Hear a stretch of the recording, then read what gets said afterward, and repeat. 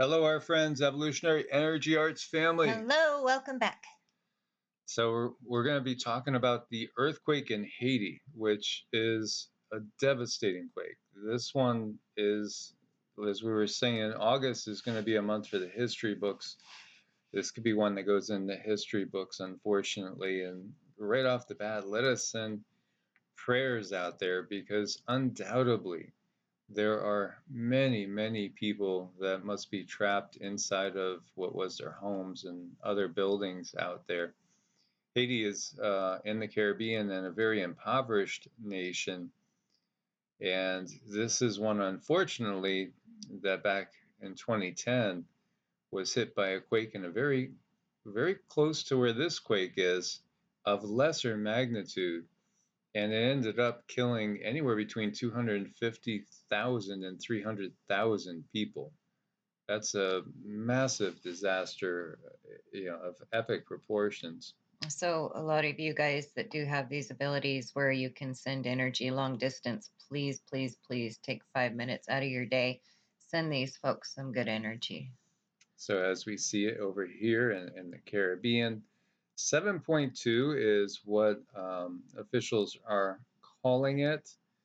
The event back in 2010 was a 7.0. Cuba's version of the USGS basically said they registered it as a 7.4. They're right next to it. And so, this is less than 100 kilometers to the west of the event that happened in 2010 and literally claimed hundreds of thousands of lives. And there's a lot of videos starting to come out. And as the hashtags are saying, stay strong and prayers for Haiti.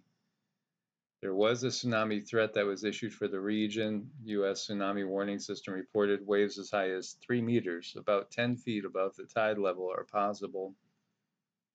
High casualties are probable. This disaster is widespread. As we see, it's just a horrible situation out there. Total devastation in this area. And, there are videos starting to emerge that are showing, people underneath it.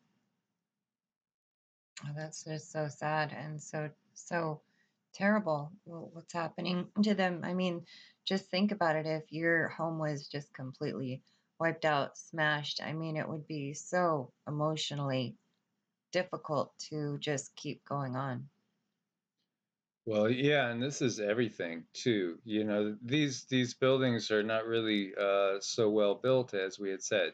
This is an impoverished area. I've been blessed to be in a lot of places in the Caribbean, but I've never been to Haiti. Yet, you do find in this tropical paradise extreme poverty, really.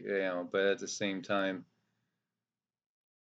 these poor people are going to be facing or are facing right now something that's so devastating and challenging on so many levels. This is, again, when you have something like this happen, it's going to create problems farther on down the line. First off, rescuing people, getting as many people rescued as possible, doing the digging, bringing, there's people already being called in from other countries, so they recognize this is going to be major, major, major because of the location of it as Yeah. well as the size. And then you always got to think about the sanitary conditions. They're going to be minimal. Well, So, that's what I'm alluding to afterwards. So, for one, this is such devastation on so many people. So, if we think about the building that collapsed in Florida, where that maybe there was 100 people there. Well, take this, maybe there's 100,000, maybe there's more. mhm. So by the time you get to certain people and pulling certain bodies out, then disease is festering, and that, like you were saying, and that's going to become a major issue. and then people who, the sewage systems and stuff like that, there's no clean running water. This is just devastating. No clean clean water. That's definitely a big issue. Excuse me, guys. No clean running water. The food issue, then the shelter issue. It's just one thing on top of another. Again, these two interrelated, basically on the same fault. And again, so many people there are living in such abject poverty. So at the moment, this is a tweet from, I think it was the Times of India. Yes. Saying 29 dead, but the numbers here are going to just unfortunately skyrocket because of the location. And again, another map talking about today and 10 years ago, basically just, a little bit off to the west of the other major quake. And this one is more damaging. It's so sad. I mean, you can feel the energy coming from there. That's just really devastating. I mean, on so many different levels. Yes, the only caveat would be that in 2010 it actually hit the capital. So this time, it was a town that's a little bit smaller. Yeah, the devastation seems to be almost total. And there's a lot of links that we'll have for you guys as always. Again, happening to a very, very impoverished country.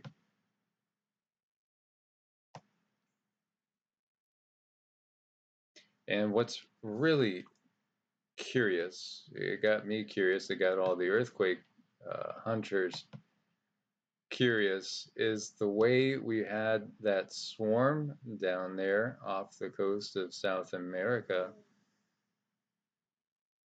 And we're going to take a look at that in a second. And then we also had a quake up in Alaska, very close to the antipode area of the swarm. And then when you look at this is kind of in the middle. So let's just take a peek. This sticks out. This is massive. When you look at this on the USGS, so they're showing this as a 6.9 in Alaska. And then we had the big swarm down here going on, where we had the big quake. And still, down the South Sandwich Islands region, there's a ton of quakes going off. Interesting, is it not? That it looks like Haiti is almost equidistant between these 2 points here. And, of course, the big one, 7.2 or larger, as Cuba was saying 7.4. And then, of course, we had the 7.5 down here. And then we have the 7.0 over here. Those that follow Dutch sense and his line of reasoning on the way the energy flows, usually it would flow this way down in here. But, there's usually we would see pop-offs along the way before making its way to the Caribbean plate, where it could go out over here, like where we have this mid-Atlantic ridge 5.4. And then down here is basically down towards the ending point of another energy transfer. But what you got from the guides was that, and again, this is coming from the guides, and people will take it for what they will. Some people believe that we can be in touch with guides, so to speak, and some of ours are the Galactic Federation. That this was not necessarily Mother Earth doing this. No, and this is really difficult to translate, so please, be easy on me. There's some kind of technology that they're able to put inside the earth. And when I say they, I mean these nameless, faceless beings that are probably not even human, that humans actually do work with. There's some kind of technology put into the earth. A signal is sent, and these energies are sent a little bit like a ping pong ball, and it's not very um, I don't feel that there's a whole lot of control, and I think it could be quite messy. And I do think that they are doing something with this to try to create, quite a lot of fear, quite a lot of anxiety, and also, once these disturbances are set, bring in other forms of control. So this is the guide's information coming in. I'm translating it the best I can, but that's what we're looking at here, I believe. Yeah, Cindy was asking me, she's saying, what's a value in Haiti? What's a value in Haiti? And I was telling her it's just really a very, very impoverished nation. I mean, sugarcane. There might be other things, but really, it's an impoverished nation in the Caribbean. And the Caribbean, to me, I have not seen the entire world, but what I've seen of the world, the Caribbean looks pretty damn close to paradise. However, as far as what goes on there, the unfortunately the way that so many people live there, so way below the poverty line, for many of them, it negates the effects of living in such a beautiful tropical paradise, with amazing beauty. But I don't. Well, maybe there's some sort of geostrategic Well, what about point to it, just, yeah, wiping you out the know. country so somebody else could have it? Yeah, that's always a thought. There is what we've been getting too is talking about the geopolitical side of things. So much right now going on around everywhere, and in the Western world, definitely in the United States, is paving the way for new power structure. And we've been talking about this forever, the Trojan horse thing.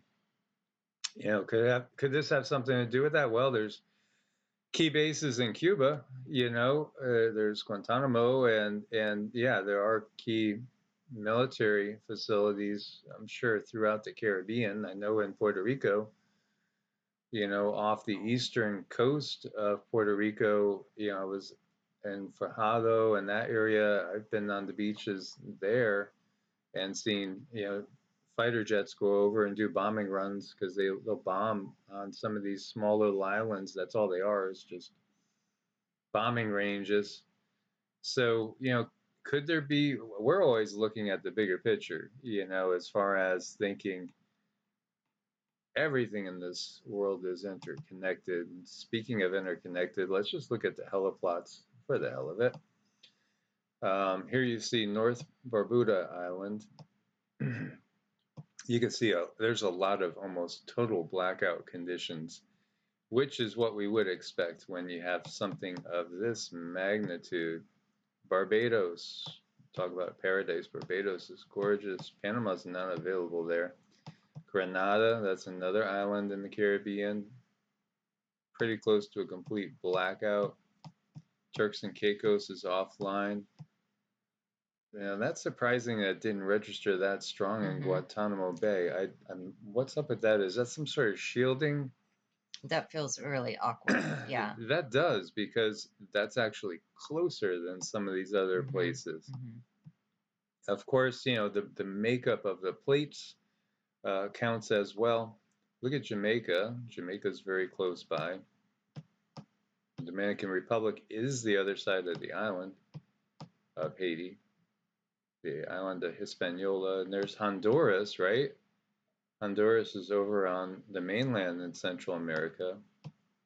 Wow, look at it raining in Beijing, China. What's up with Hmm. that? In Hubei province, China. Wow, I didn't notice anything that major over in China, but there is some serious activity going on over there. And I'm just looking at all these for the first time with you guys, so I'm getting surprised as we see that there's the Aleutian Islands. Could it be from the Alaskan quake? That's still so far away, thousands and thousands of miles, like Samoa. Look at Turkey. So the Earth appears to be ringing pretty good, but not on Guantanamo Bay. Do they have some sort of shielding going on there? Did the guys say anything? I'm that's funny because as you're asking me that, I'm trying to look at the information, and it's like I can just see a see-through shield like glass, and there's nothing behind it. So yeah, you're right. It's an invisible something. That's what they're showing me. Yeah, some sort of shielding technology, because here's Missouri. That's ringing like a bell. Thailand's ringing like a bell. Alaska is ringing like a bell. There's Oregon, Australia, Philippines, and Florida, Armenia, Wow. Guam. There's Texas, Wow. Solomon Islands, Massachusetts, Korea, Johnston Island, Afghanistan. Kabul's quiet besides a few blasts because the Taliban's coming. Yeah. Norway, Finland, Ukraine, Hawaii, Kenya, Norway, Chile, quite a few offline. Russia, Canary Islands, that's always one to keep an eye out for. Japan, Kazakhstan. Yeah, that is really interesting because Cuba's right next door. Look at it's almost like the entire globe is ringing and Cuba's silent. Mm-hmm. Mm-hmm. The South Pacific is ringing more over on the other side of the world than Cuba, which is right next door. That's one of the more interesting things I've seen in a while. Mm-hmm. And there's been a lot of interesting things. Yeah. New Zealand, Pennsylvania, Taiwan. Yeah, the Earth is ringing. And so the question is again, yeah, what sort of technology would this be? And I know there's many that will think this is just part of everything that's going on, the pole shift and everything. But so much is again being augmented, Mm-hmm. and there is technology out there to basically manufacture everything we see. Well, augmented to meet their timelines because we have this plague upon the land. And if you look at things on a biblical scope, how convenient is it for them to throw in these major devastations along with plagues and things of this nature to get everybody to start try to manifest, some kind of a really bad ending, which we have a choice in the matter. We can manifest change, but it doesn't have to be change that really hurts people. It doesn't. Yeah, as we've shared before, if there was no interference in Earth's ascension, yeah, we would have Earth changes going on, but we would know in time, Yep. when something was coming because we would be in tune with the Earth. We've been disconnected with the Earth. Every now and then, especially when we go on Evolutionary, because Evolutionary Energy Arts channel got um, bigger and more out in the mainstream than EEARTS. So EEARTS, I feel like the EEARTS family is more in tune with everything than necessarily everybody we reach over on Evolutionary, because Evolutionary will pull in people that just look at headlines and just Hmm. pop in, and they still are kind of in the matrix for the most part, some of them over there, as opposed to EEARTS that understand there's much bigger picture going on. There literally is a battle over the minds of everybody on the planet right now to control their thinking, And and this has been going on for thousands of years. yeah, and just look at things. If we were left to our natural state, we would be so much more advanced. I mean, even look at the animals. The animals know when certain earth changes are going to come and they know where to migrate. They can talk to each other from across the planet and say, here, go there, do this, do that. And we have these abilities too. But look how far we are separated. Even our shoes have these rubber soles that take away our electric signals from the earth and prevent us from being able to hear her, to migrate and send signals to each other. We've just really, really, we've been kind Completely of, disconnected. yes, handicapped. Yeah, we've been completely disconnected on purpose. and in a system, that is all about keeping us disconnected, walking about in the dark because we're not connected to the very planet that we're on. Mhm. So again, let's send our love, light, and peace to these poor people in Haiti. And that unfortunately the death toll is going to be going on. And again, they were calling this a 6.9 in Alaska as well. This was another strong quake. More than likely, it was over 7. So we've seen a huge uptick in the quakes this month. And we knew this month's going to be challenging, and it's going to be challenging on a lot of other levels. You could see that manifesting as well. We'll be back today with more because there's going to be a lot to cover today. And we'll update you as we go. Thank you for your support on Ko-Fi and Patreon, guys. We couldn't do it without you. Thank you for also the support at Medicinal Foods. There's a link at the top of every page. Stay prepared. God bless. Namaste. Namaste.